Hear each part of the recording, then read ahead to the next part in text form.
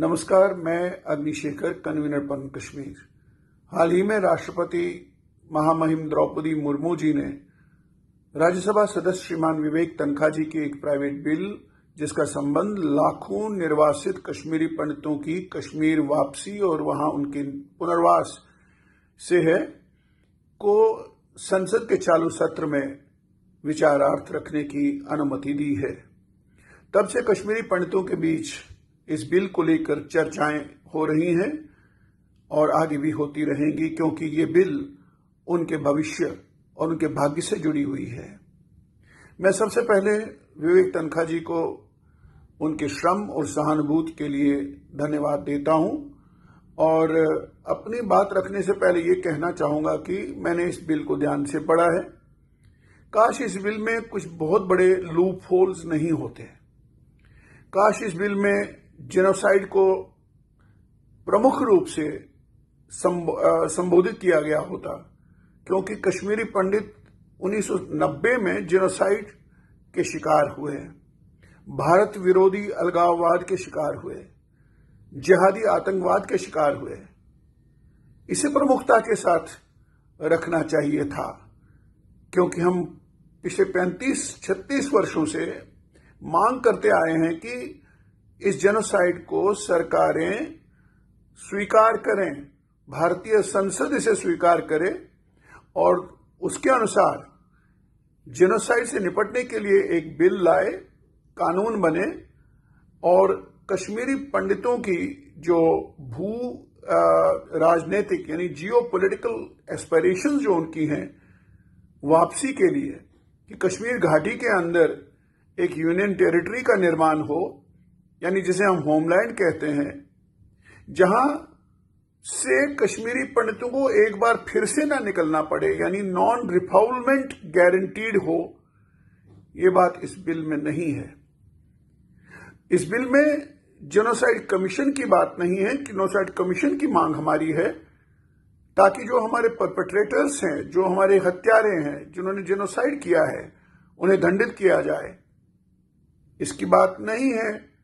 इसकी शुरुआत करने का जरूर है कि कुछ कदम उठाए जाएं, उससे फिर ऐसा हो आयोग बने, नहीं, सीधे जेनोसाइड को स्वीकार किया जाए और कश्मीरी पंडितों की जियो पॉलिटिकल एस्पायरेशंस जो है कि कश्मीर घाटी के अंदर उनके लिए एक होमलैंड बने जो यूनियन टेरिटरी हो, जहां से उन्हें फिर एक बार फिर से नहीं उखड़ना पड़े। ऐसी कोई गारंटी की बात नहीं है इसमें। और जो प्यूनिटिव मेजर्स होते हैं, दंडित किया जाए उन्हें जिन्होंने ये सब किया, आज तक किसी को नहीं किया। इतने हत्यारे खुलम खुला घूम रहे हैं। हमारा कल्चरल जेनोसाइड हुआ है, उसके लिए हमारे पास सुझाव हैं। हमारा इतिहास बदला जा चुका है, हमारा स्थान बोध मिटाया जा रहा है। ये बहुत बड़ी विडंबना है और जिसे कश्मीरी पंडित जेनोसाइड और होमलैंड दो मुद्दे लेकर संघर्ष कर रहे हैं। बाकी वेलफेयर तो चाहिए ही चाहिए। वेलफेयर बिल की तरह ये बिल न आए, एक जियो पॉलिटिकल एस्पायरेशंस के साथ ये बिल आनी चाहिए थी, जो हमको लगता है कि नहीं है। और जेनोसाइड और होमलैंड की बात को या तो पीछे धकेल दिया गया है या उसे डाइवर्शन जैसा लगता है। इसलिए काश इसमें ये चीजें नहीं होती, लूपहोल्स नहीं होते, तो एक बड़ी बात होती। कश्मीरी पंडित 36 वर्ष से कश्मीर घाटी में अपनी वापसी को भारत की वापसी और भारतीय वैदिक संस्कृति की, जो इंडिक सिविलाइजेशन हमारी है, उसकी वापसी के रूप में लेते हैं। और ये दुखद है कि सरकारें उसे उस रूप से नहीं लेती हैं। वो उसमें टूरिज्म को बढ़ावा देने से शांति बहाली के प्रयास में लगी हुई हैं, जो कि सरासर हमारे जेनोसाइड का नकार है, जुटलाया जाना है। इसलिए बिल नॉन रिफाउलमेंट की गारंटी के लेकर चुप है और जेनोसाइड को रिकॉग्निशन के लिए वहां कोई शब्द नहीं है। और एक तरह से लगता है जो मुद्दे वहां सभी मुद्दे उठाए गए हैं, ऐसा नहीं है कि सारे इश्यूज पे बात की गई है, सिवाय फंडामेंटल इश्यूज को छोड़ करके जो कोर इश्यू हैं हमारे एक्सोडस के, हमारी रिहैबिलिटेशन के, वो नहीं है वहां। इस तरह लगता है कि जेनोसाइड को नकारने या जुटलाने का एक माहौल, एक संवैधानिक माहौल बनने जा रहा है। अगर संसद में ये बिल पास होती है तो परपेट्रेटर्स की खुशी है, क्योंकि उनको आप उसका जिम्मेदार ठहराते ही नहीं है।